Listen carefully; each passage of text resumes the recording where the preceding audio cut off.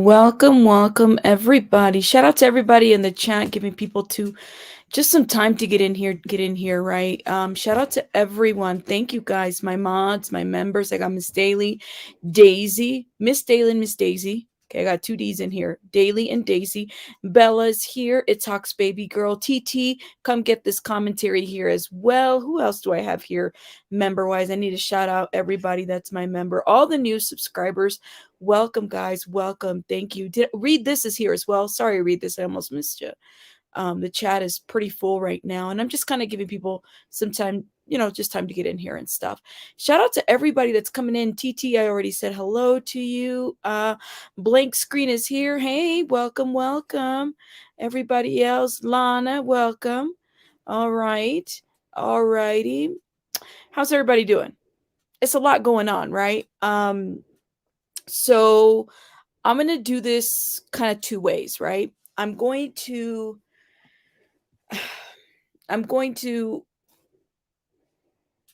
do a commentary to an interview that I had, and then I'm going to upload just the interview itself, because I feel like it needs some commentary, at least my reaction to this interview that I had. Thank you guys. Thank you for not cussing it. The messenger. I'm not going to lie to you guys. I'm an adult. We have adult words here, especially when I get passionate. You do not want to get on my side. I'm just saying I can get a little cursy. Passionate. Okay, I hear you. And I want to ask you guys something. I had an interview with Mr. Steve Fisher from SF Investigates, okay? And I know that there's several people that do not mess with Mr. Steve Fisher. Guess what? I invited him here because I want him in my house, on my channel, okay? And he is my guest. So I'm going to ask you guys to be respectful of my guest, even though it's a pre-recorded interview. I would still ask you guys to be respectful, because he did agree. And I wanted to understand. Now, this is what people don't understand here. This AWP stuff actually dropped on Twitter before it dropped on YouTube. Ikmel broke the news on YouTube, right? But Twitter, he dropped it on Twitter, and a lot of people picked it up. And I mean, Twitter's a whole different world.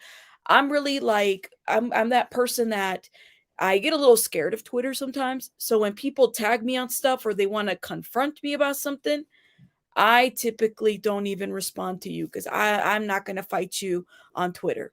I'll fight you on my channel. I just won't fight you on Twitter, because that's just weird to me. But just saying. So yes, right? We're grown. We're grown. And you guys just misspelled the salty words, please, because we're allowed to. That being said, though, so I just wanted to give you guys, just set some rules that way, that my guess, it's a pre-recorded interview, yes. And it's just so much information, and I want to thank him for agreeing to meet with me and giving me this information, and allowing me to ask the questions that I wanted to ask. All right, let me get to something else that I want to address, okay?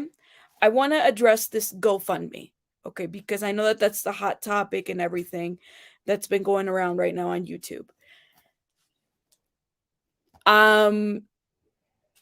First of all, I wasn't consulted about any GoFundMe. If Jessica wants to put out a GoFundMe, she's in her right to do so. If a hero want to do that, they're in their right to do so, right? How much the amount and what that looks like, I cannot dictate that, right? They weren't consulted with me. They weren't, you know what I'm saying? So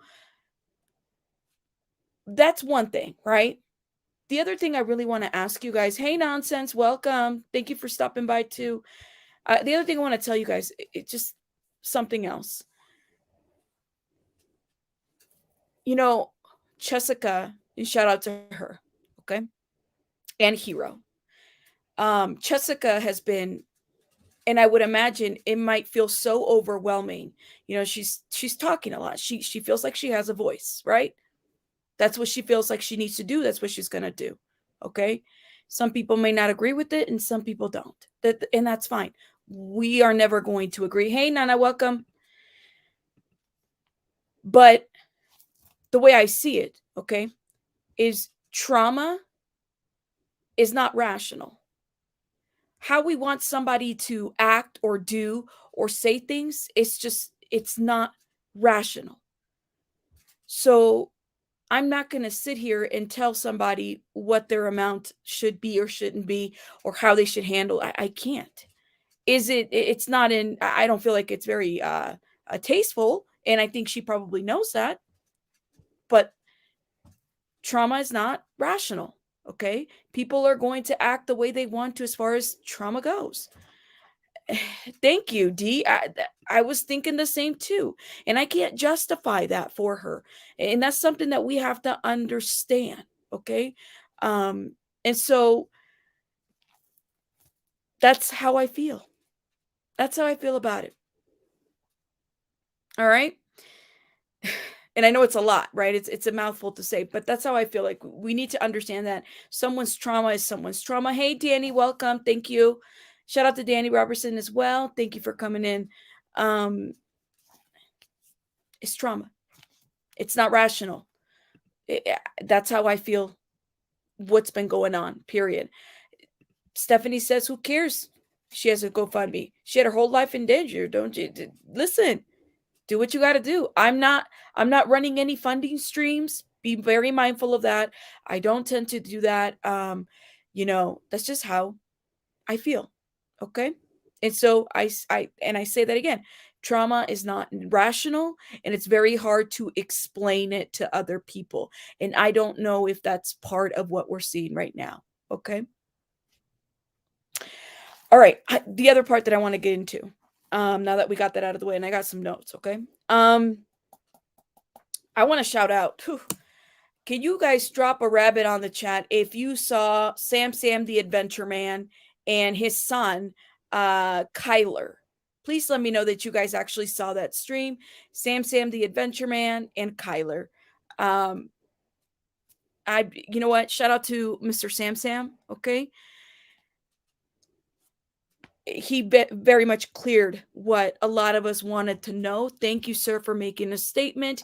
If it means anything coming from someone like myself, people in the chat are praising you, sir. Thank you for coming with a statement and doing the right thing. Again, with all those that have made some excellent statements, okay?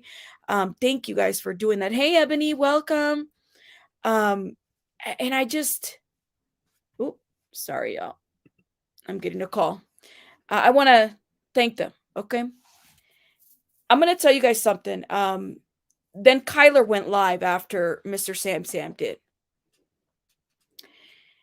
Kyler gave some information that I thought was very interesting, that makes me wonder, especially now after speaking with Mr. Steve Fisher from SF Investigates. I feel like, I'm just going to say it, and it's going to be the most unpopular opinion. I don't take the crown. Welcome to the membership, Rose. Thank you. I don't take the crown. They found Kylie Rodney. I don't take that from them. But I question everything at this point. I question processes. I question that investigation. I question all of it. Because Kyler said something. Yes, it was a very informative live. He was there when they were recovering people. He wasn't specific to cases. And he said that he was, reprimanded for not getting the money shot. Welcome, Barnyard. Thank you. He was reprimanded for this. He didn't get the money shot, right? Do you guys remember in this whole Kylie Rodney investigation? There's footage out there that hasn't been released. There's so much more that we just don't know. And now I'm questioning best practices. I'm questioning it. I am, all of it. I'm questioning all of it. Okay. Especially after speaking with Mr. Steve Fisher, especially reviewing various interviews that I've seen of him. The Glare has an interview that he did with Steve Fisher as well. Shout out to the Glare. You guys have to watch it. Put these interviews, this one and that one together. I'm questioning everything. And I want you to be very mindful. AWP, I don't take the crown. They found Kylie Rodney. But Mr. Jared wasn't there when that shit went down. And he's the media man. Okay? Let me go ahead and play this for you guys. Let me take some of this stuff down, comments down. Thank you. Yes. And please make sure you guys hit the like button. Yeah, it is. I'm questioning everything, okay? And like I said, I'm gonna upload this. This is just me giving commentary to this. And then I'm gonna upload the full interview by itself without commentary. But I figured that I'd tell you guys my thoughts during the process as I'm talking to Mr. Steve Fisher. This was a very interesting interview, in my opinion, very telling of the situation. And let's see if I can blow this up full screen for everybody too, so you guys can see that. And I'm going to definitely remove myself, come back in and out to give commentary. Shout out to everybody in the chat. I want to shout out everybody. I want to shout out Ikmel as well. There's a lot of people that have been reaching out and supporting. And shout out to the victims. Shout out to everybody. Sponsors are being pulled. Shit is hitting the fan. And now I've said the first bad word. I said shit is hitting the fan. But let's go. Let me know what your guys' thoughts are in the comments.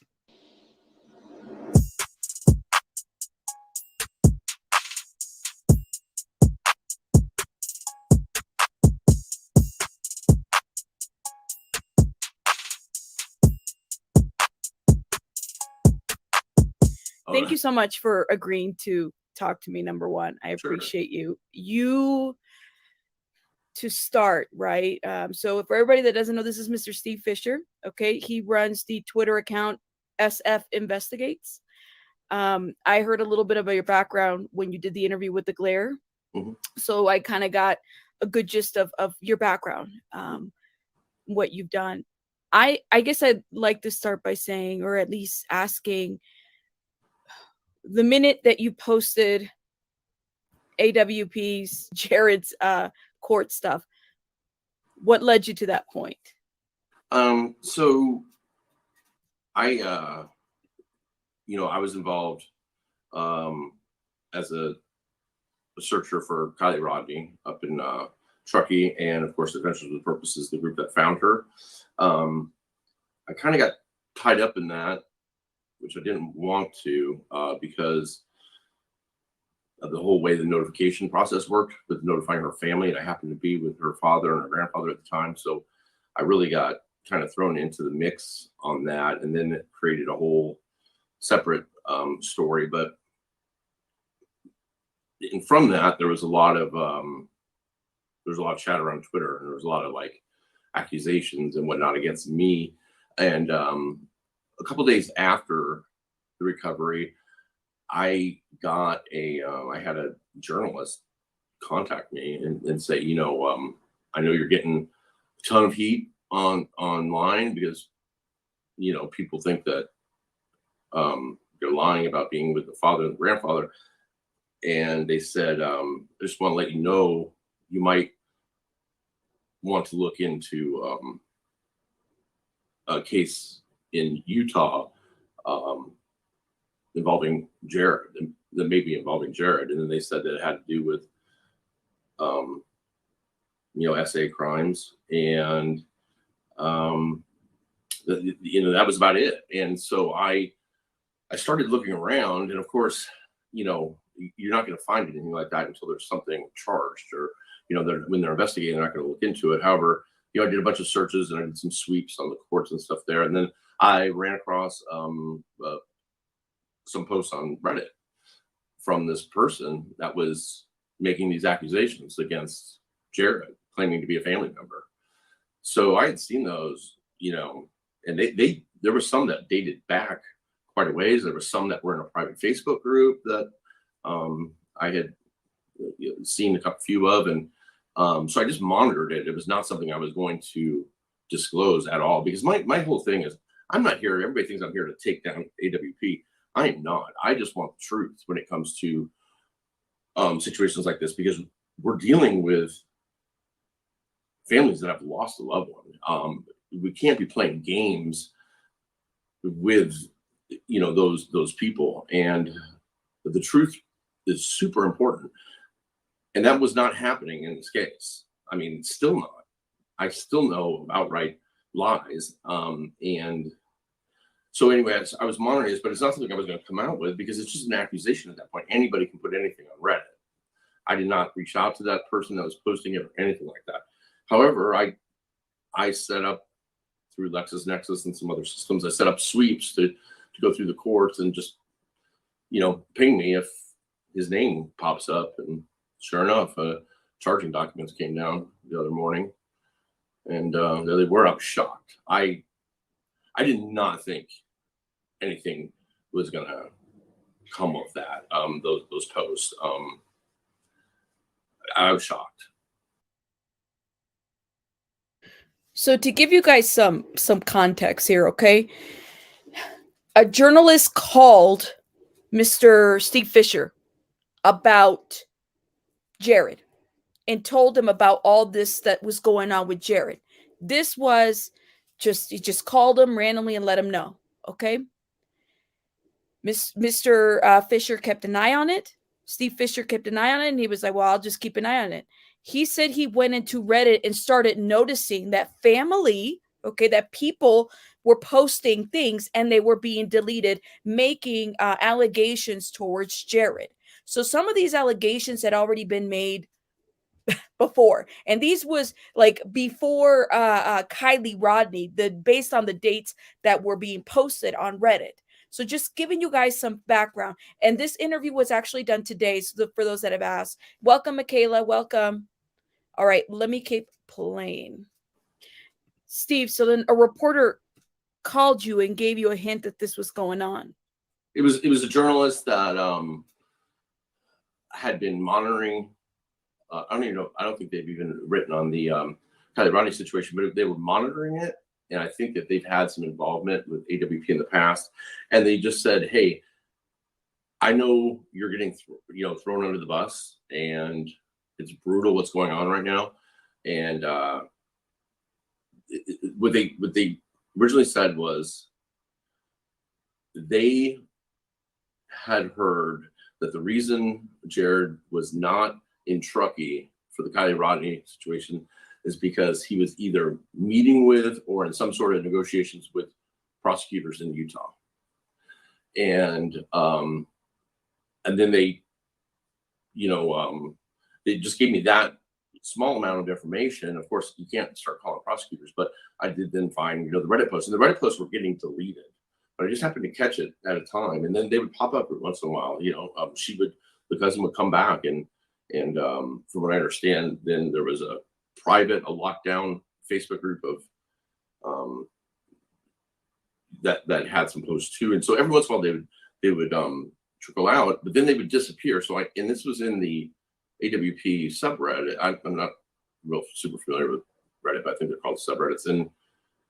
But they would get deleted too. So I knew somebody was monitoring those, and I don't know if AWP is the one who actually sets those subreddits up or not. But so I just watched it. I didn't pursue it at all, besides putting some alerts in on sweeps with the court systems, and it just happened to go off, unfortunately.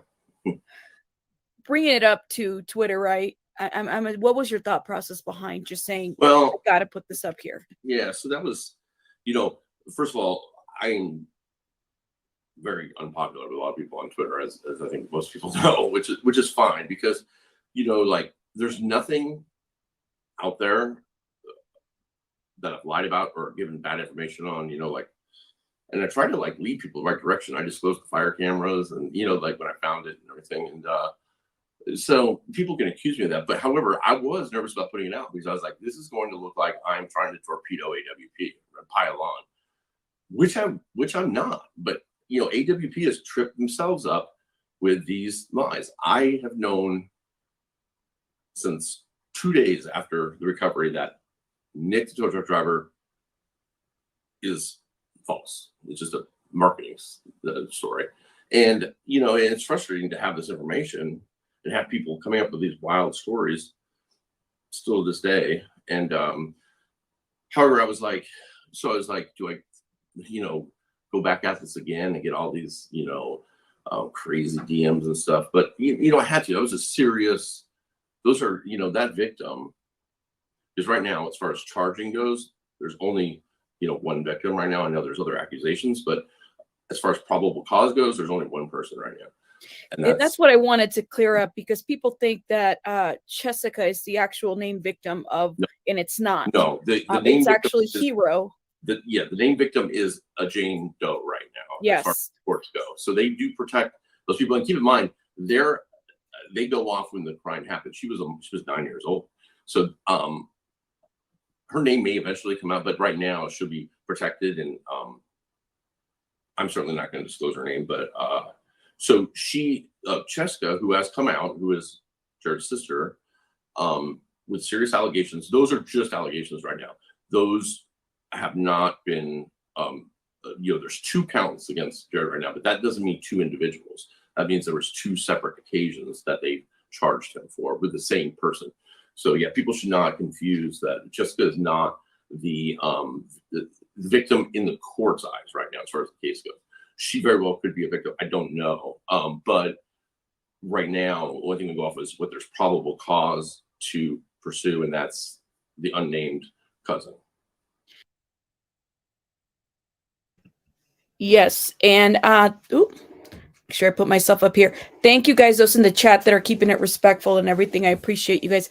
Yes, I know that Mr. C. Fisher is a very controversial guy, and but for me, I wanted to get him on my platform to give us what went down when he said, I'm going to expose AWP this information because the people need to know. And I'm glad that he did. I'm glad that he exposed it because we needed to know, period. And so for those, and that's just how I see it. The other side to that too is, in my opinion, I think Jessica is very much a victim here, although the court hasn't named her one, but I think she is, period. And I really hope that at some point she also gets some type of recognition by the court that she is the victim as well. Okay, so let's keep watching. Wow. Has and not to bring Kylie Rodney up again, because I try to be careful with that, but yeah. Are they aware about AWP, Jared, and his? Yes. Yeah, they are. Yeah, and and I haven't had long conversations with them about it. I have, had a conversation, and but I haven't talked to them about this part, but I can only imagine, like, they've been put through a lot of pain by people. There's some people that said some really hateful stuff, especially against the mother, and they got to realize that everybody grieves differently. Just because they're not doing it to appease everybody on Twitter doesn't mean that they're have something to do with her death. But now, on top of that, which a lot of that was caused by these false narratives that were put out by AWP about Jagger and about the tow truck guy and whatnot. But now, on top of that, their last memory is their daughter was recovered by somebody that's accused of 2 counts of SA against a child. So the organization, I understand he was not there, but yeah. Steve, are you saying that just to be clear, and you don't have to answer this, yeah, it's completely up to you. Are you saying that tow truck driver guy from the documentary is not real? Is he an actor? From the documentary? Oh yeah, so I don't know if he's an actor. I do think that he probably was employed by AAA. We had been told at the recovery site that he was AAA. Even though they refer to him as the roadside assistance guy, but it was AAA, and I think he probably did work there. I've seen him. I can track him to a couple different jobs. I don't think. So I don't think he was an actor, but 100%, I know he didn't run across Kylie. Jagger or Kylie or Jagger. definitely not. I mean, neither one of them. Whew. And this is the part where things become a little bit controversial, okay? If you guys remember when AWP put out the documentary, they did the interview with the tow truck guy, okay? Tow truck guy had said that he had seen Jagger, that's what it was said, right? And they kind of ran with this. AWP ran with this conspiracy and then allowed a lot of people to kind of tear everything apart, and they tried to put a timeline to this situation. It was a mess, okay? But the timeline never made sense. So this is why I say, now I question, and I'm going to say it. If what Mr. Steve Fisher is saying, that the reporter called him and said, hey, this is what's going on with Jared. It's believed that the reason why Jared is not out there in Truckee while all this media stuff is happening, he was out in Utah dealing with prosecutors with this stuff that had yet to come out publicly, right? So while he's doing that, who's handling the business? Well, you had Doug and you had, the other guys right there, right? How did all of this get like mixed in together? And this is the question that I've had for quite some time, because there was nothing that the tow truck guy really said that kind of helped with the case. But yet he made it to a documentary. Let me know what your guys' thoughts are in the comments about this. And I know this, it's a mess. It's a mess, period. None of it is making sense. And I think that we're allowed now that this information was, not has been put out.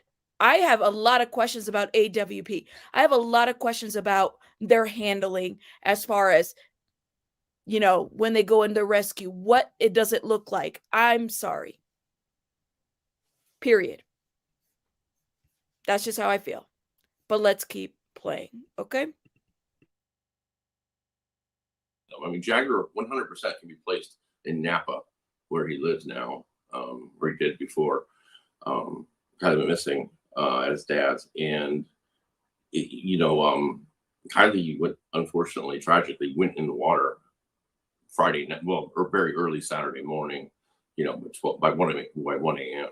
So it's just, I don't know what he saw out there. I have a feeling I kind of know where the story was born from, because there was another sighting right after she went missing up at Boca, and some people knew about that. AWP was told about that by law enforcement, just as private background, and I have a feeling that was kind of exploited.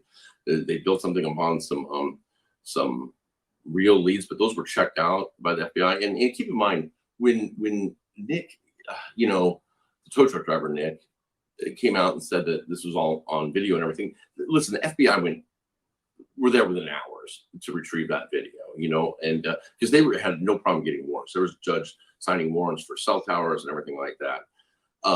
They had that information immediately. And if Jagger had been seen on camera in town, he would have been locked up for lying to the FBI, because by that time he had already had multiple interviews.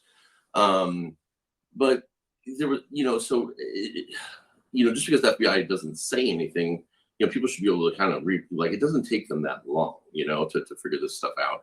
And especially when it's going to be like AAA, who's going to comply. And now, like, so, I hear yesterday, like, they're trying to resurrect this story that Nick is 1,000% sure and he bet $1 million. So first of all, I'll tell Nick, I will take that $1 million bet. I honestly will. If he means it, I will bet the $1 million right here. You did not see her Saturday. But so they're trying to resurrect the story. But the thing is that he's not. Why isn't he providing even a screenshot from his? He says that he's got GPS on his phone showing who's there. Let's see that screenshot. Let's see the dispatch text he gets from AAA saying go to Boca because there's a broken down car. Kylie nor Jagger have AAA. Let's see something. Let's hear his voice. Like why? This isn't that hard to do. His girlfriend. Was she there or not there? Because I've heard, conflicting things. And we have been told that he started shooting video on his personal cell phone because he was so concerned about the female. That's what Doug told us. So there's all this, but he can't come up with anything, You invited those conversations, though, with AWP. I do remember you saying that in the Glares interview. You said, I reached out to them via email. Mm-hmm. I remember the Glare said, I'm willing to drop a link if anybody wants to clear this situation up because of the inconsistencies as far as information goes. Yeah. Is that correct? Yeah, it is. And so this is only the third show I've ever done, because I don't do them. A lot of people say I'm a cloud chaser, but I did the Glare, and then right after the Glare, I went on Zav's Live because Ryan Upchurch was on there, firing off on all kinds of stuff about the family and crazy theories that she was fake and that. Ooh, this is where the shit really hits it, right? Let me tell you guys something, okay? And this is why I wanted to give commentary to this interview, all right? First of all, thank you, Mr. Steve Fisher, for letting me be the third, lucky number 3, person to interview you, okay? Ryan Upchurch, and I know you guys are fans. Listen, I'm not a fan of Ryan Upchurch. I'm just being very honest, because his following did such damage to everything. So much to the point that now there was this theory that had been developed that Kylie Rodney never even existed. And you had people running with that. And then you had people, and I still remember, accusing content creators of having something to do with her death. Ikmel, spelling his name to insinuate that he had something to do with her disappearance. And here's that man doing content on missing kids. The bullying of Zanime, it was just horrible, right? That's just one side of this. But then they gave themselves permission, okay, to basically tear up the family, the grieving family. So much so that the statement at the memorial was directed to social media, to all these YouTube channels. So much happened that month, that time. And I get so worked up because I saw it and I was like, are people paying attention? Do you guys see this? But some of that could have been stopped. AWP played a huge role in that as well. A huge role. Kyler, in his statement, said today, he was reprimanded or scolded or something because he didn't get the money shot on a case where a grandfather was crying. The money shot. The money shot. This is why I question everything in the handling and the finding of Kylie Rodney. But let's keep watching. Car magically, flew from Boca to Prosser, and so I got on there just to be like, this is crazy, and then you're the third. So I don't do a lot of these. I'm not living it, but I did. Before I ever did even a single show, before I did the Glare,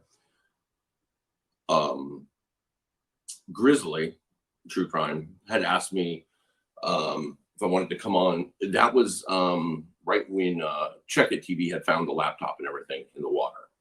So she said she asked us to be on, and then she wanted to get AWP involved. And then, but AWP, which I was like, great, let's do that, because let's just work these things out. Like, let's get the story straight so everybody knows there's no lying. You know what I mean? Like, so everybody knows that there's not this big conspiracy, because people think I'm like trying to like fix it for, like, I have the ability to like, cover things up. But they told her we will not appear if Steve's on the program, and they've told that to every host. They're like, if Steve's gonna be there, we will not appear. They won't do it. They simply won't. Their only thing that they replied to me then was that we don't reply to any drama. They said that by email. What? So it's like it's not drama. It's just like let's work this out because you're saying because then they started when Jared started doing interviews, then it turned into then they confirmed that the mail was confirmed. He said that on Zap to Ryan when Ryan's like, "Hmm." And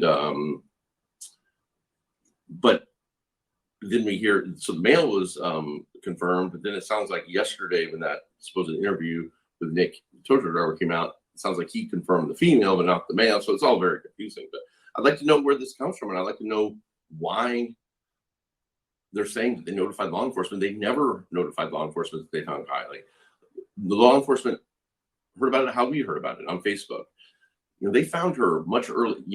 I was notified at 2:48. That's when I told her father and her grandfather. But it had come out on Facebook about 30 minutes earlier, or 25 minutes or something like that. And that's when I got a call from somebody that saw it. And that was so say it's like 2:15 or so. Well, they had found her hours earlier. What were they doing all that time? Because in the press conference the next day, they say at 10. Ooh, it's a lot. I know. And mind you, I will upload just the interview without my commentary. Okay. Basically, what he's saying is that they had found Kylie Rodney earlier. What were they doing during the time? They reported that they had found her. They shot footage, and then they reported they had found her on social media. Although the documentary shows different, it shows like they were telling the father, right? That's not how it went down whatsoever. People found out about her through social media. They didn't even inform law enforcement immediately. Their times is off. That's what he's saying. When you have no empathy for others, I guess it's a type of narratives that are easy to give. Absolutely. Shout out to Chronicles of a Shady. You guys go check out Chronicles of a Shady channel, okay? Puts all this together. And not only that, guys, there had been footage released of Kylie Rodney. I don't know if you guys remember. Then you had that one channel, I think his name's Jaundice for Life. Like he was putting pictures of her, and people were running this narrative that she was nude. They were trying to figure out if this girl was naked. Okay. Her body, okay, in the car, they were trying to basically go through the photos and pull them apart and see if they can catch a picture of her naked. Naked.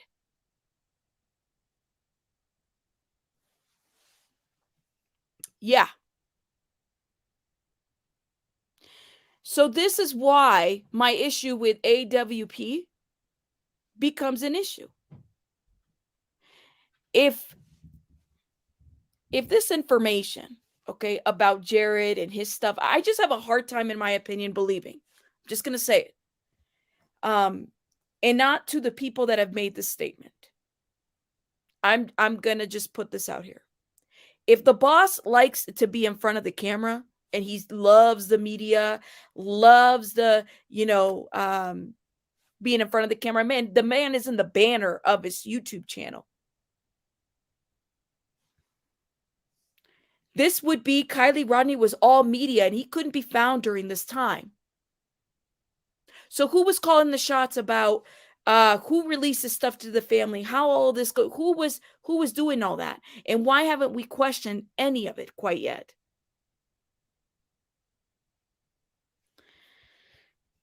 Let me keep playing. 10:30 this morning, we launched the boats. At 11:15, we confirmed we had a vehicle. Well, what are you doing between 11:15 and 2:15? Like what they were doing was they were shooting a lot of video underwater. And I know that because they had it there and I saw parts of it. And, I also saw, and that's the other thing. It makes me furious when they're throwing these things out there to make it sound like she was not clothed and she was strapped down. They had video of her. They knew that was not true. They knew that was false. They should have just said, nope, that's, that was not the case. But when they said, can you tell us if she was clothed? We don't want to jeopardize the investigation. They came out of the water saying it's foul play. So murder. And they released that. Mhm. Without an investigative authority, without anybody saying that's what the case is, Yep. we know 100%. They sure did. They sure did. Thank you so much for the $5 super sticker. We all got played. Thank you, Miss Arkansas. Thank you very much. Yeah, some people saw through it. They had the documentary, right? And I'll never forget, because I saw this piece and I said, how does somebody who is not the investigative authority, okay, and then this is up on a YouTube channel, this is the money shot, guys. We all got played, right? It's foul play. This is the money shot. Kyler said it. He got reprimanded for not having a money shot. How often have they been looking for money shots? When he said it looks like foul play, was that the money shot too? Sorry, you guys. Now I'm getting heated because just thinking about this. Okay. Very frustrating because, this family, although they kind of live off the grid, they had become connected because of Kylie missing. They actually went out and bought a bunch of hotspots and stuff like that. And they're seeing this stuff, I talked to her grandfather almost daily, I would say, and still, and they're just devastated. They see this and they're like, why? You gotta understand, this is not like some true crime, video game or whatever. This is a real person. This is a real family that lost their daughter, and these accusations where people are just like, oh, the mom did it, or the mom should feel bad about this and that. People don't know the whole story. People don't know. There's still stuff that the family's gonna hold back, but people are talking about, oh, she shouldn't have been driving after 11. Maybe there was other plans, but there are things that the public doesn't know, and they just kind of it's just to call somebody a murderer. And then Sammy, listen, I agree, Sammy, I don't know why in the world she was out front saying, bring all the leads to me, bring out, now that ended up being okay because the FBI did some trickery, let's say, ended up working in their favor. But because she was holding those meetings in a privately owned trailer, and if that person gives permission to do certain things, it's so they had to control the situation. But to say, to accuse Sammy still of Sammy being a murderer and Jagger being a murderer, and Jagger clearly is. There is all of his cell phone data. There's so much. There's surveillance, everything putting him in Napa. The car, I thought when I said about the fire cam that you could see the car unfortunately go in the water. I just really thought that would kind of knock down. So it did knock down some of them, but there's still a lot of people out there that think that car somehow magically, the phone was dropped in Prosser, the car went up to Boca, they partied all night. The next day they just kill her for no reason, and then somehow they fly the car back to Prosser and drop it in the water right where they put the phone. Just the whole thing makes no sense, and on top of that, and we get off the kind of thing, there's for what? We kill her for what reason? There's nothing. There's no motive. There's nothing. It's it does not make sense. And there's an event data recorder which people have not seen. Which people will. They are going to release a highly redacted version of the crash report. It will be coming out. But there's a lot of other data people haven't seen that, so. For sure. So, and not to take away from the fact that they found her, right? Mm-hmm. However, they conducted themselves, they found her. And I don't think that was, I think what people are struggling with is that idea that, okay, here's this person that was regarded as the hero. This group of people were regarded as heroes. And then you find this out. And what do you do with that disappointment? How do you process that? That's a tough one because, listen, I don't take away from for a minute, but they do great work. They do provide a lot of closure for 24, 25 families now. They're very good at what they do. I will say law enforcement should have found that car. I mean, that was the most screwed up investigation that has been I've ever seen. You know, it was. I don't take away their crown. They found her, guys. They found her. What happened in between, we don't know. Thank you, Miss Sassy. She says, we are all verbally groomed to believe everything they said. I am so mad. Listen, we all felt like this is what I'm talking about. And I had asked, when you feel like somebody's the hero and they punch you in the gut and it turns out that they're not, what do you do with that? How do you consolidate with that?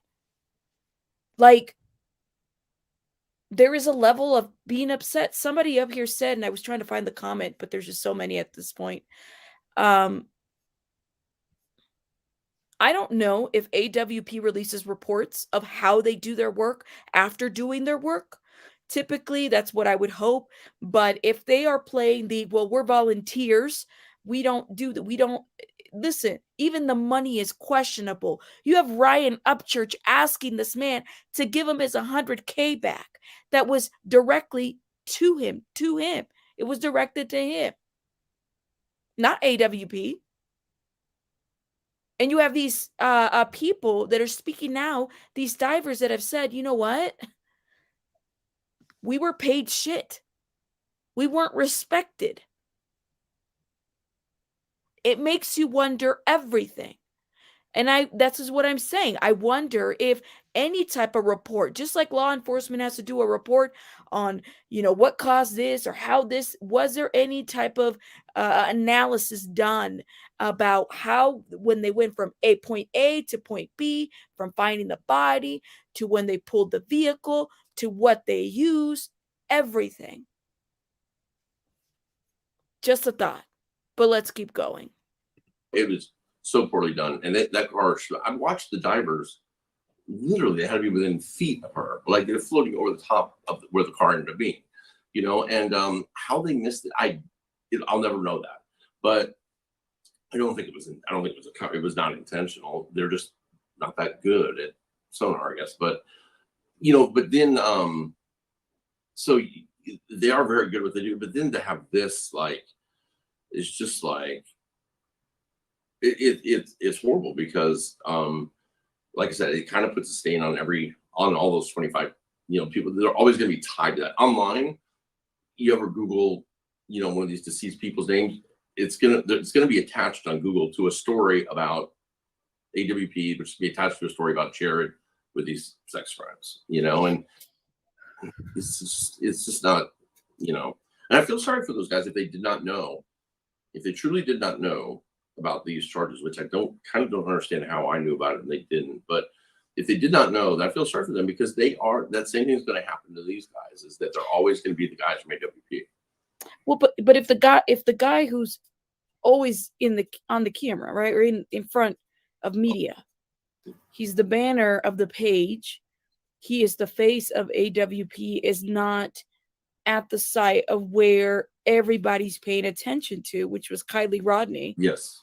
It does kind of make you wonder, well, did you guys know he was meeting with, potentially going to go to Utah, allegedly to go meet with prosecutors to do that? I think that they're very, yeah, exactly. Because first of all, they were, from what I was told when I was there, just so people know, I was really not familiar with Adventure Purpose before this. I had heard their name, but I hadn't watched a single one of their videos. But I knew they had a good reputation. And when their first names first started getting kicked around about possibly coming out to Truckee, because they were like in Wisconsin or somewhere, like and they were far away. In the Discord that I'm in, with some people I work with, people were familiar with them, and I found out they had a great reputation for finding people. But something, that the case had got a lot of attention by then, and there was a reason that they left there and came all the way back to the West Coast for this case, and it's because they knew this and the Jalissa Fuentes case were heating, were becoming big names. And listen, which I don't fault them for at all. It's good publicity for them, which they need, and but yeah. So why wasn't the guy who is, because Jared is AWP. I mean, I know it put Doug out there, but Jared is, he's the founder, he's the front man, he's everything. I think he has ultimate. In fact, he lists himself as the creative director online. So and I think he does have creative control over all the edits and everything like that. So he is the guy. Why wasn't he there? It makes sense to me now that the charges have dropped. He probably was negotiating with prosecutors, because when you're a target of an indictment, they do notify you 90% of the time. Prosecutors will tell you or your attorney that you are a target of an indictment. And I don't think this didn't go in front of a grand jury, but it's the same process. They'll tell them, especially since the charges are so old. They probably interviewed him already. I would not be surprised if what they were doing was interviewing him and getting inside of the story. So. Right. Can you tell me a little bit about what you released this morning as far as Twitter? Because you released a couple of things. So they were really just kind of procedural things. So yesterday, his attorney essentially filed with the court, notifying the court that he was the attorney of record. It's an attorney, criminal defense attorney out of Utah, and he did file a motion with an order to appear via WebEx, which is like we're doing now, remotely. And the judge did sign the order this morning, so she's allowing that. However, he still has to be booked at the jail and fingerprinted and go through the whole booking process. Then he'll be released, and so it shows in the in his initial charging documents that he has to do that by 8 a.m.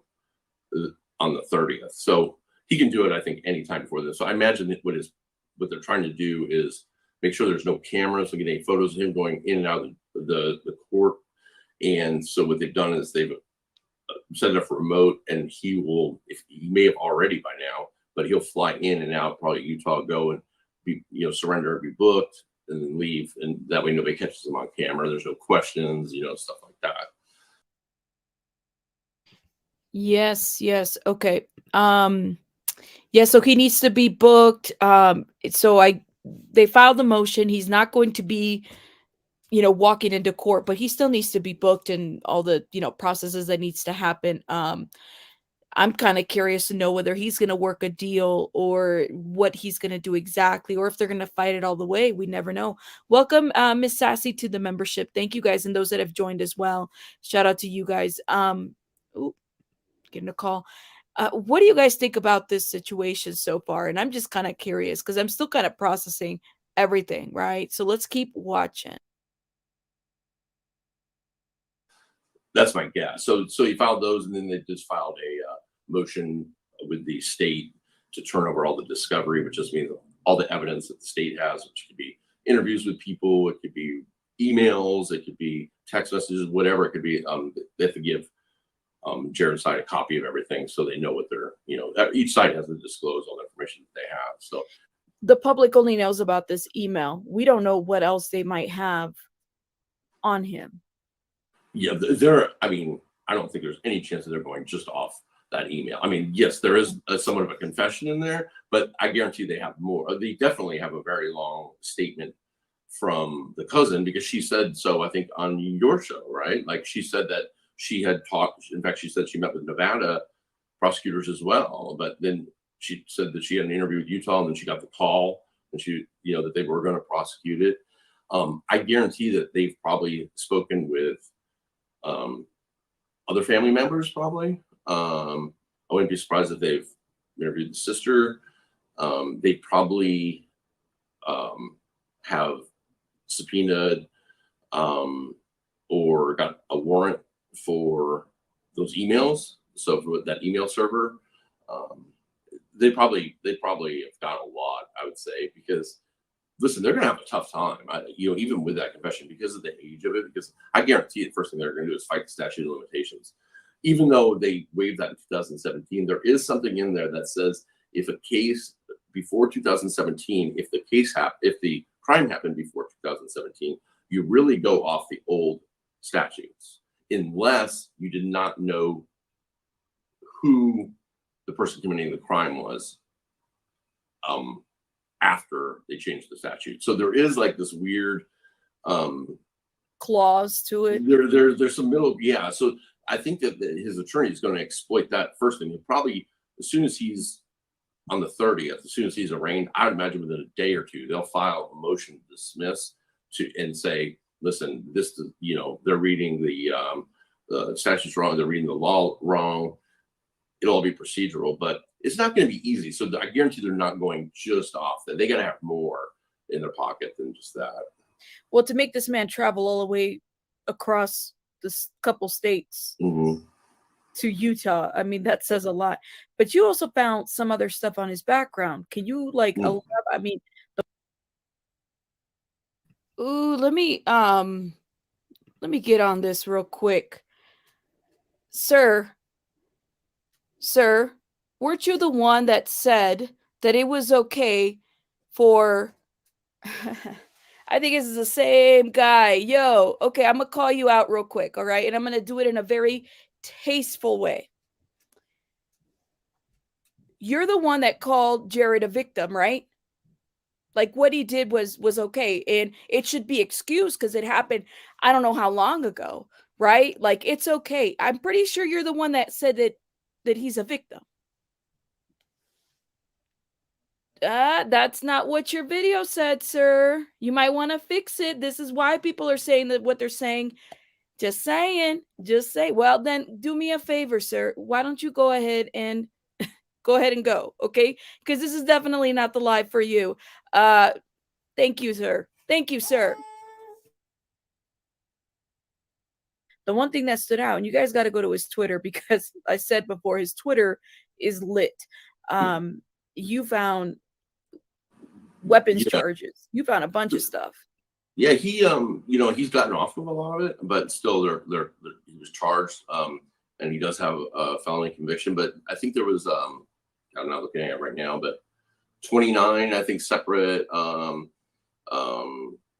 items on his criminal report, which I think there was makes it about 20 individual. Some of them are when they're pleaded down and whatnot.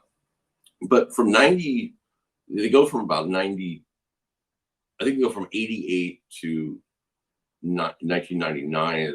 They're all in that stretch. But between 2002 to 2004, which is when the same period of time we're talking about, these supposedly happened. There's a lot, so it's everything from Grand Theft Auto, you know, unauthorized use of a car, which is Grand Theft Auto.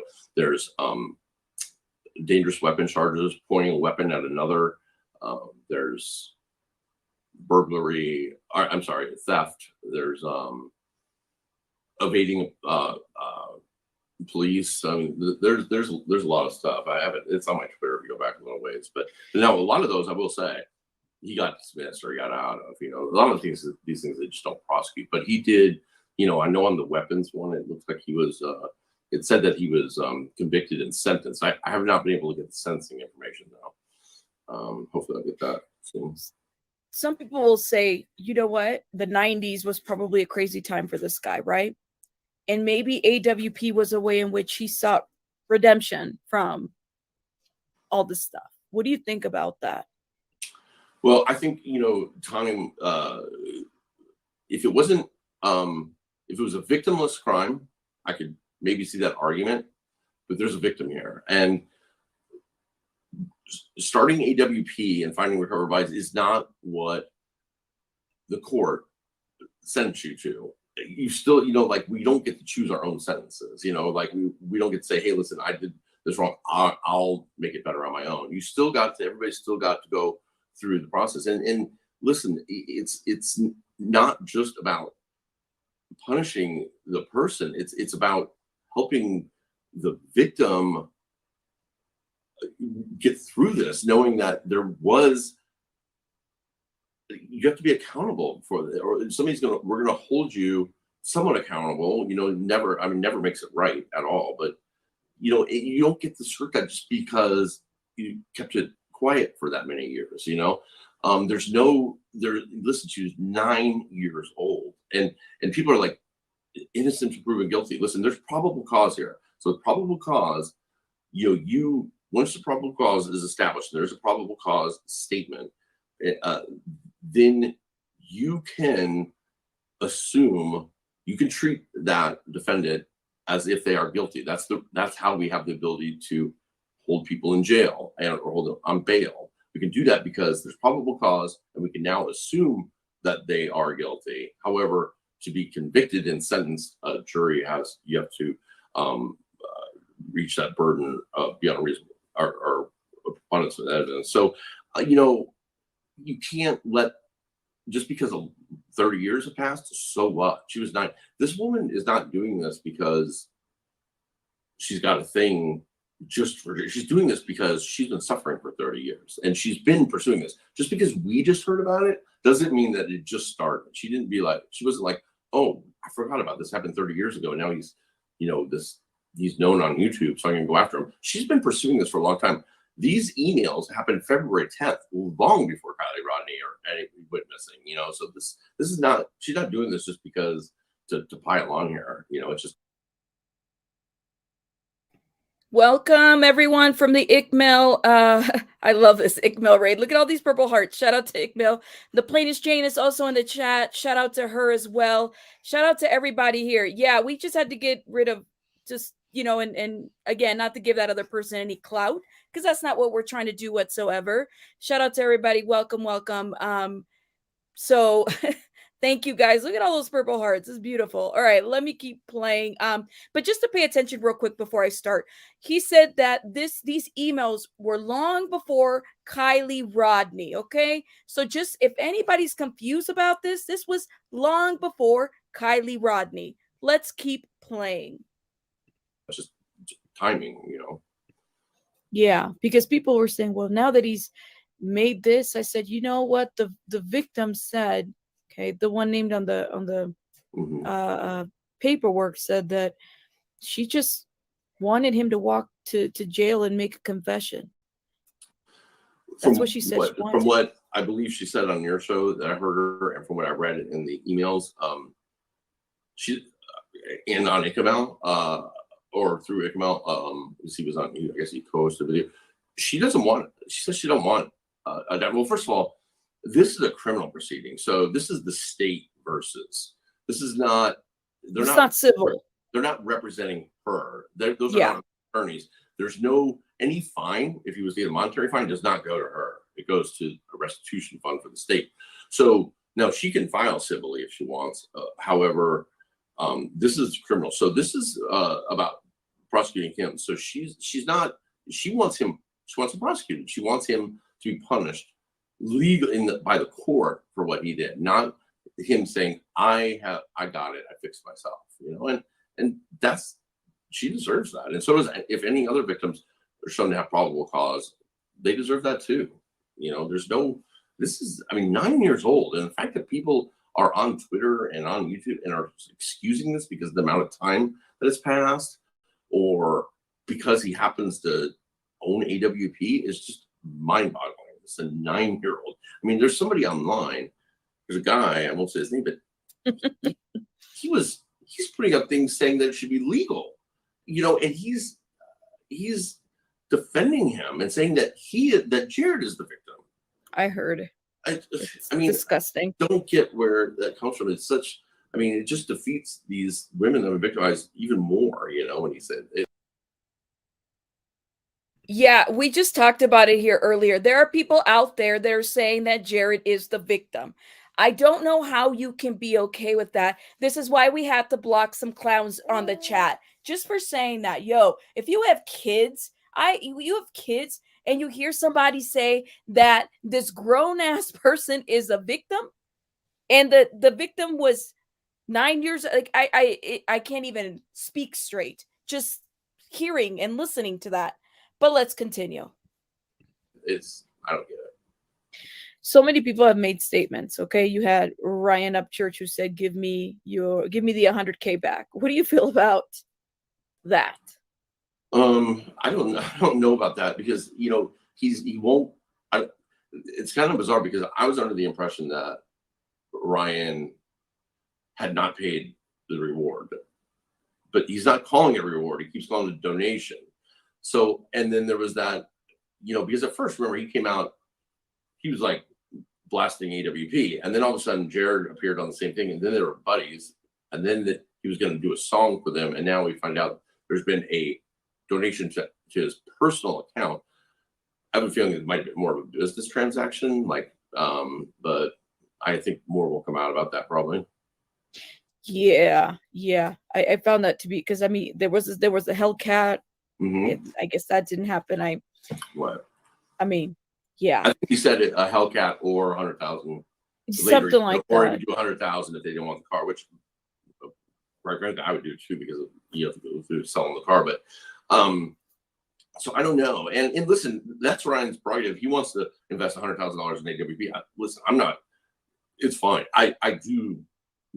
Listen, Ryan has said horrible stuff about me and horrible stuff about the family and about a lot of people. I never even heard of the guy before this case, but and he owes a lot of apologies to people. However, like if he wants to invest, that's fine. I think he was caught off guard. I think this shocked him. I think he is genuinely pissed. I do believe him, where he's like, I want my money back. I can't believe you, and so I'm not saying that he's endorsing Jared at all. I think he is genuinely pissed, but we'll see. We'll see. Oh, and I think he's either too rich to apologize or too rich to care. I'm like, that's the attitude at least he gives off to we the people over here. Hopefully he'll come around. I would just like to see him in some way apologize to the family. I know that they were especially hurt by the "she's not real" comment. Even though there's been some really horrible stuff said, like, oh, the mom murder or stuff, what really got them was the "she's not real." That's disgusting to have said that about someone's child, and then this tragedy as well. Tell me what you think about Doug's Bishop's statement. Yeah. So again, I don't want to sound like I'm piling on that I have this personal thing against them, but I just I don't know if Doug knew or not. I find it hard to believe, like I said earlier, that I knew, but these guys didn't, because AWP really is a tech company. They're divers, but it's really a tech company. They're running a YouTube channel and a website. It's creating a tremendous amount of cash flow. It's all about search engine. If you look through Jared's personal website, it's all about search engine optimization, marketing.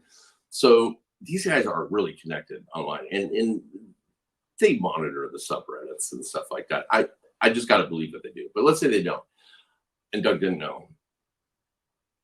That video, it was all about him. It was about how it's affecting him and the other guys, and he's going to lose this, but what about, he never said anything about the victims. I hope these victims get justice. I hope that he pays for he said he didn't condone it, but I mean, he didn't say anything to victims. He didn't say, I'm sorry for what you're going through. I can't believe this happening. It's just and how it was affecting them for 30 years. It was I don't know. So I had a heart, and again, it's going to sound like I just hate AWP, which, I just don't understand how there's can be so insensitive. But again, I've seen it with Kylie's family too. Did what they did to Kylie's family, so I guess I shouldn't be shocked. But it's the same pattern. There wasn't a whole lot of care for that whole case, in my opinion. I feel like they were pretty, and this is just me. I don't take away the crown of having found her and all that other stuff, but it was pretty reckless. Especially that time gap. I almost wondering, it's like, let's get our footage, and that's how they're conditioned to kind of they do great work, but maybe they were so conditioned to work on a YouTube channel because that's where they get their income. Yeah, I wish they would, and I've said this for a long time now, I wish they'd just release all the footage they shot, because they were holding it almost like, hey, we've got this shocking stuff, and wait till you hear the conversation with the dad and grandpa. I know everything that was said there. I was there, so it's I also, but it would bring a lot of things to the surface if they just release all the footage. Let's see what Nick had to say for the rest of it. let's hear what they told us at the crash site, what Nick said, and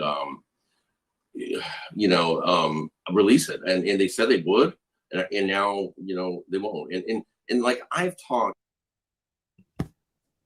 You kind of have to wonder, and let me put myself real quick up here. And I have Baby Bunny here, so I do apologize. I'm going to get myself off camera. Yes, this is a pre-recorded interview. What I'm going to do, for those that are just coming in, I'm going to re-upload it without my commentary. I'm just giving my commentary to this interview. That way you guys can just watch it without me talking. Yes, thank you guys. There is footage out there that AWP has not released. That's what it sounds like. I'm just curious to know, well, why not release at all? Is there something that is not necessarily being disclosed when it came to Kylie Rodney? At this point, I'm suspicious of everything, of it all. And I think we all have the right to be as well.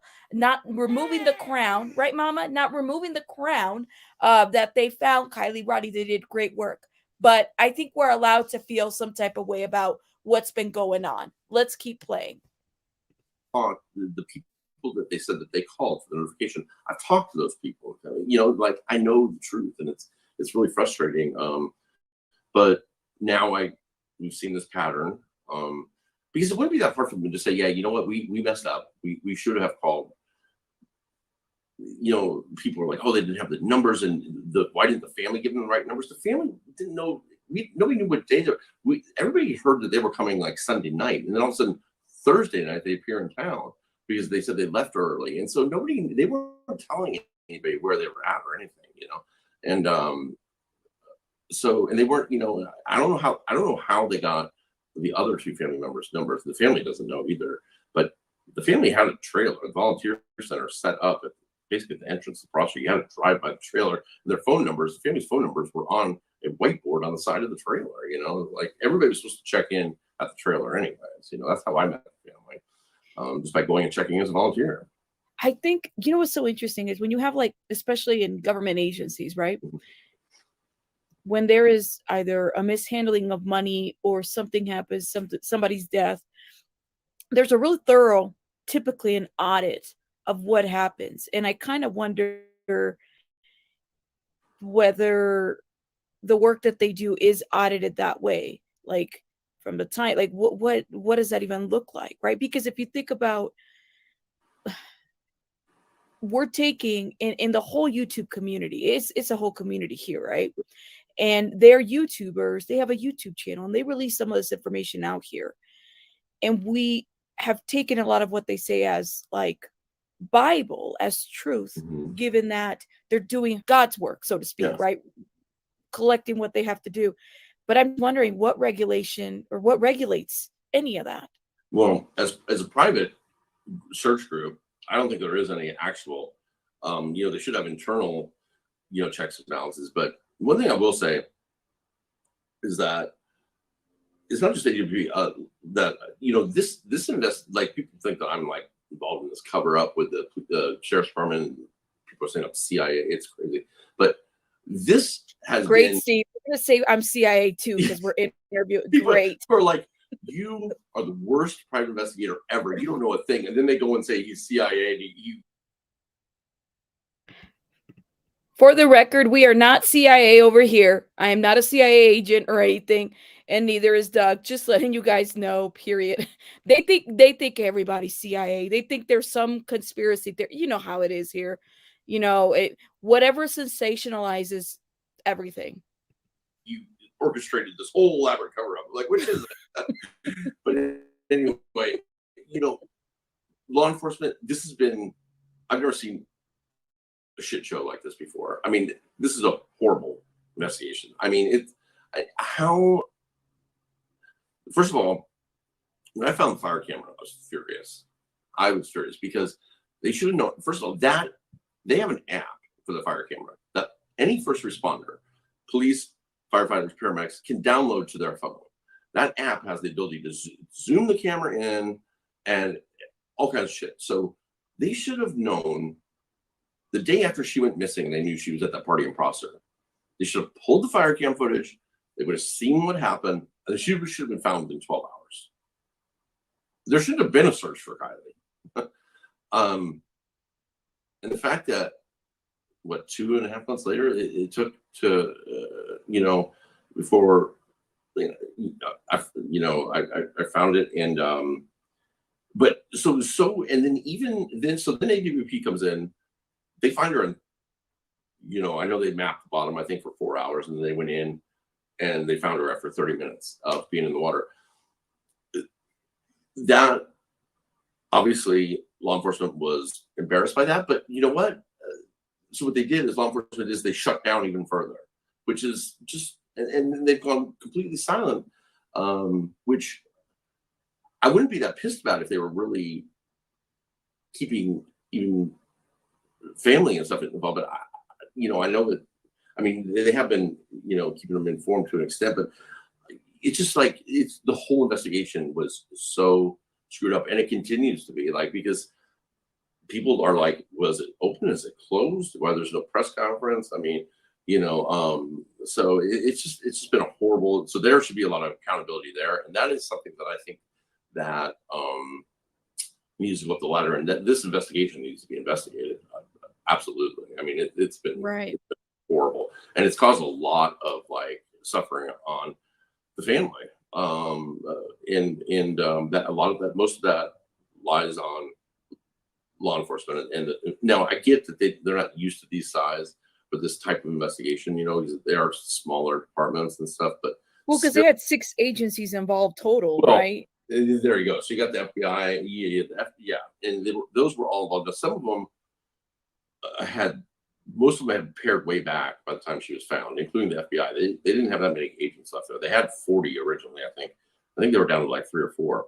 Some obviously came back, but there's no reason, but once they figured out that it wasn't a crime, like after she'd been recovered, within a week or so, some of those agencies had closed their investigations. And like Prosser, the day she was found, they closed theirs because they just had a missing person investigation. So, and she was found in Nevada County. So Nevada became the lead agency. CHP, I know that that investigation is like crash investigation is like done, but they have to redact the report. And I do think I believe they are going to release that highly redacted report here soon. But yeah, it's just it's been I don't know. It's really a shame, but it was handled poorly. And the sheriff using the strategy of Moon, or whatever her name is, using the strategy of just going silent is not the way to do it. She should just get out in front of it and be like, yeah, there's a lot of agencies to handle, and it's a learning process, I guess, or something, but it was not done. It was not done well. So There was that clip that I sent you by Exploring with Nug. That this is not fabricated. And on top of that, somebody also said, well, these emails could be fabricated. Somebody could have wrote these. Jared couldn't have, he didn't write these, stuff like that. But Jared has already said that his official statement is the emails back and forth between him and his cousin. I got that text from him because I reached out to him and I was like, hey, I heard what's going on. I want you to know, because this is before I knew anything, and I thought he was my friend. So I told you, I sent him a text. I was like, hey, I heard what's going on, dude. I got your back if you need anything. That was me, my first reaction, because I thought maybe I had a friend getting railroaded. But that's me jumping the gun too fast before I knew what the hell was going on. And that was dumb on my part. But he did write back, very generic message saying, my official statement is what I wrote back and forth with my cousin. That's public on Reddit. So anybody could read these. Did you watch? What did you think about that clip? You're talking about where he talks about the text that Jared sent him? Yes, Yeah. There you go. I mean, for those it's definitely corroborating, at least. Yeah, I mean, for those that are saying that,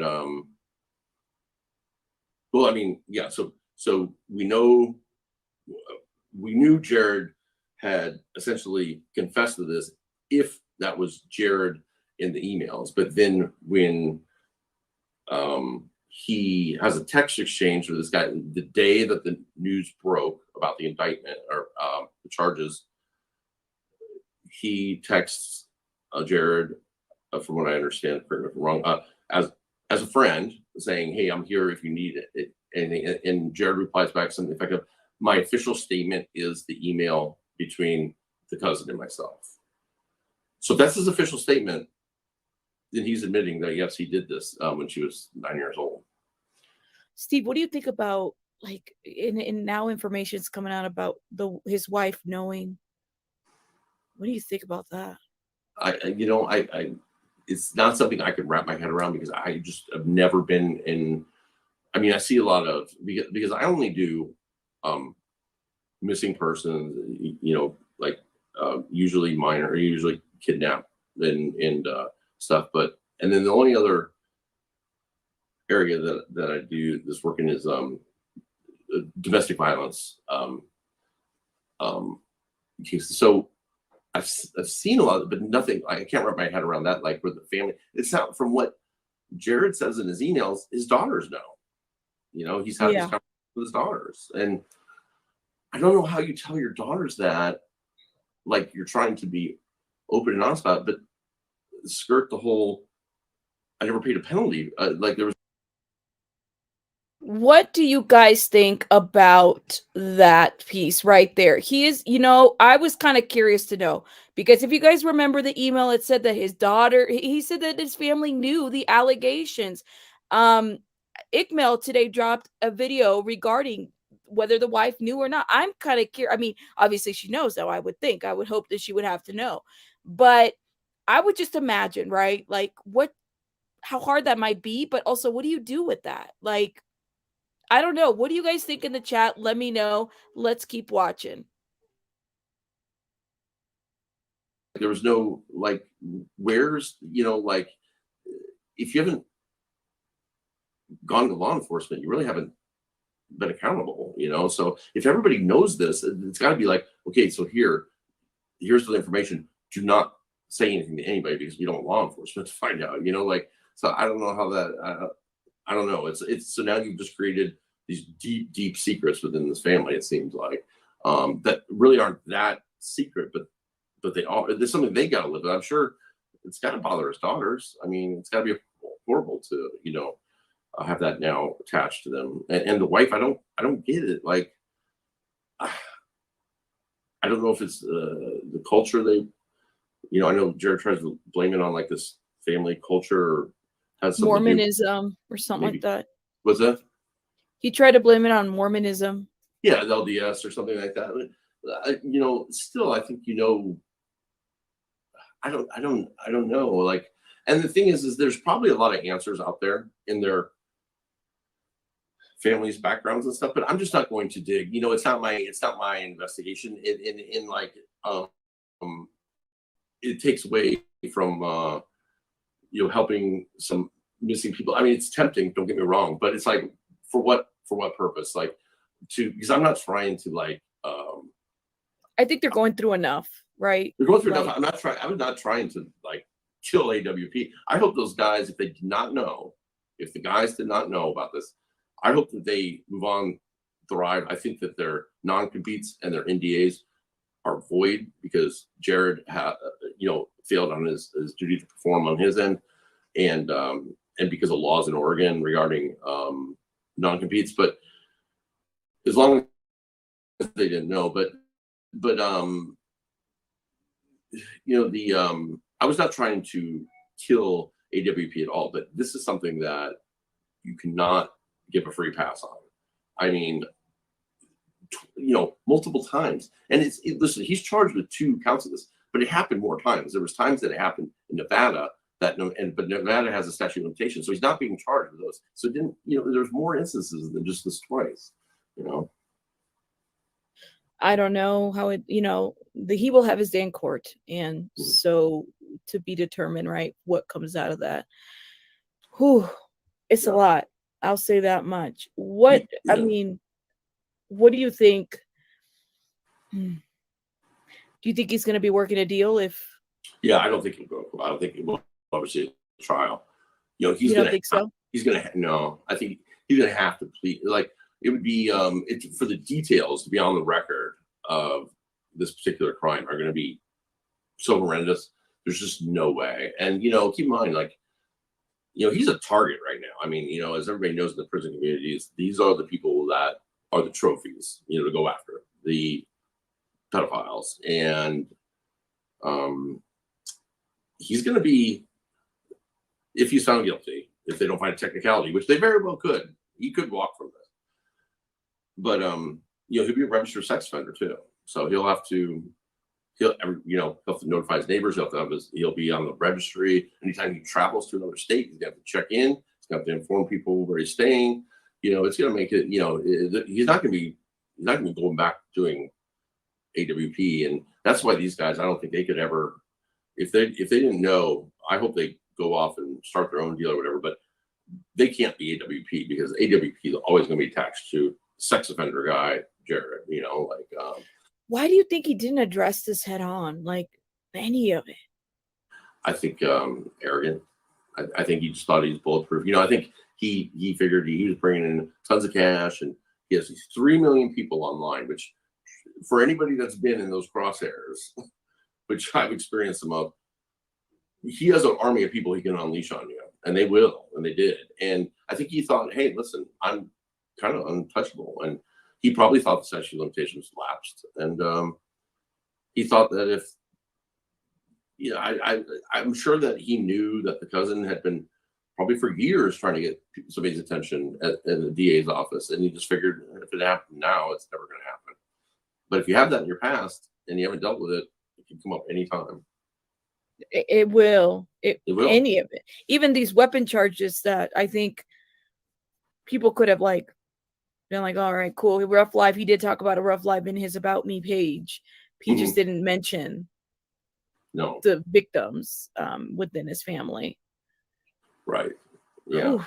And I think he probably feels that as the provider in his family, as far as his daughters and his wife go, he probably is like, hey, I'm right. Yeah, I did this, but I just don't get the how that conversation goes without talking about the accountability, because how does he explain this to his daughters when they're younger, and not talk about people got to be accountable for actions like that?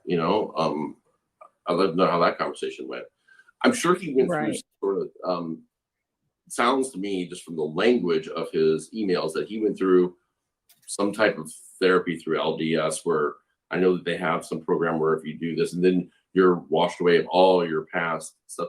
And just from the language he uses when he talks to the cousin, where he says, if you'd like me to help you get in touch with another family member, also abused, it sounds like. So it seems like he's really, in his mind, he's free and clear, and which is maybe his daughters think that too. But how do you say, well, you didn't really pay any penalty, for that? I don't know. Wow. Steve, I don't have any more questions for you. I just want to thank you. Do you have anything else for me? I'm just kind of this was awesome. No, I just became aware of you not too long ago, and I appreciate that. You just kind of take, not by what the public out there is trying to turn into, you kind of take the facts and present them as they are. And I saw your show actually with the cousin and the sister the other day, and so I appreciate that. That's why I was willing to come on, because thank you.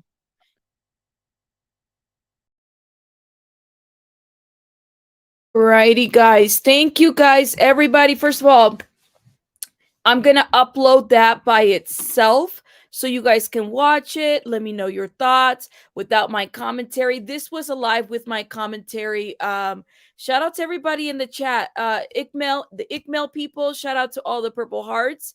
Thank you so much, guys, for stopping by. I would suggest that if you rewatch it without my commentary, because I did stop it, right? And I'll upload just that by itself later, so you guys can watch it and slow it down and comment as you see fit. There's just so much information that was given, and I learned so much today about the Kylie Rodney case from someone that was there, right? Period. And number one, thank you so much to Mr. Steve Fisher for trusting me, for coming. I mean, he could have gone anywhere else, right? And it sounds like there was other people that wanted to talk to him, and he chose this little rabbit. So thank you so much, Mr. Steve. You don't even know how grateful I am to you. I'm also very grateful to Mel. Mel, thank you so much to you and your people. You got some awesome subs, just bless. Thank you to the Plainest Jane, Danny Robertson, all my freaking mods. Come get this commentary. Everybody in the chat that really helped out, period. Thank you guys and all my members, absolutely. And the new members that are coming in, I want to thank you guys. I also want to say this, okay? Based on the information that you guys heard today, okay, do you feel like the church played a part in this situation? I know that's a huge question to ask. What do you think is going to happen next? Do you guys think that, okay, like he'll have his day in trial and we'll wait and we'll hold opinions? And what do you think about those rapist apologists? Okay, because and I'm just going to call them how I see it, because there are some apologists out there that say, you know what, it's not a big deal. It's a family, it's not a big deal. Not because there are guys. We had someone in the chat earlier, so listen, and bringing just some commentary and said, like, is there something, should we separate the church from this have anything to do with the church? It brings up a good question, because Jared did name it in his email, okay, and that's who he's blaming, and it does kind of take us to there, but I don't know. You let me know what your guys' thoughts are. And also, thank you so much for joining me today. I mean, it's a lot, heavy topic. Thank you very much. I'm out because I got baby Bunny over there, and she's like, Mom, get out and tend to me. So I got to go tend to her. Rabbits out. Have a great rest of your night, guys. Bye.